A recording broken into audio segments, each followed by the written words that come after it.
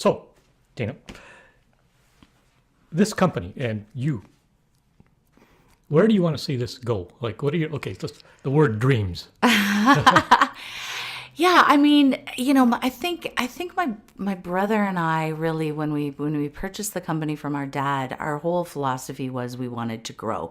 We wanted to grow the company and continue to prosper. And I think you need a bigger building. Yeah, right. Some days, and so that was always kind of the goal. And so I think we've done a lot of that, which has been amazing. But I don't think we're just going to stop at where we are. I mean, we don't want to get massive by any means. We still want to have a family type business where we can go into all of our branches and know our staff and, know that, so-and-so's daughter's name is this and she's heading off to university. And those are all really important things to us that we really do personally know all of our staff in all of our branches.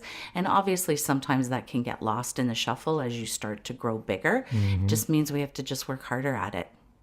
So, growth is still in our vision. Thankfully, my brother and I are both young. You're just puppies. You're both just puppies. Puppies, I wish. And so growth is still on our radar for sure. Yeah. I mean, we never ever say no to a great business opportunity. And I understand that wording. Yeah. And, you got to take risks for reward, and that's kind of always been our motto. You got to try, and you got to keep going, and you've got to. As long as you try. Exactly. That's all any of us can do is try. Right. You've got to try. We know we don't do everything right, and we know we're not perfect at everything, and but we work really hard, and we really try, and so.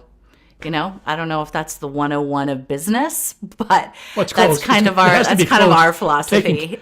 Taking care of people, how do you want to be treated? You treat the people. You treat people the same way. And we have amazing staff. Like we have staff who've been here for 45 years in business. We still have a gentleman that works for us every day. He goes to the bank for us and delivers tickets to people that we need or drops brochures off. And he's been with us for 43 years.